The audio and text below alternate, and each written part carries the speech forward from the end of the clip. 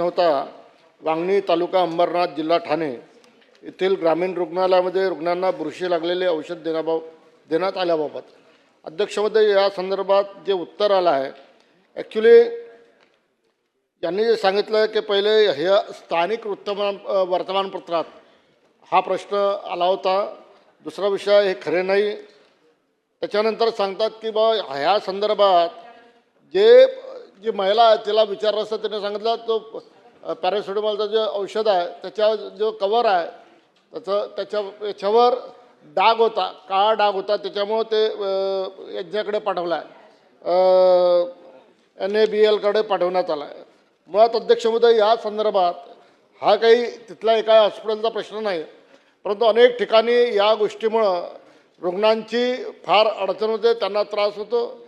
माझे या संदर्भात 3 प्रश्न आहे अध्यक्ष महोदय। या रुग्णालयात बुरशी लागलेल्या औषधांचा साठा कोणत्या पुरवठादार कंपनीकडून किंवा शासकीय पुरवठा यंत्रणेमार्फत उदाहरणार्थ हापकिन सेंट्रल प्रोकरमेंट प्राप्त झाला होता?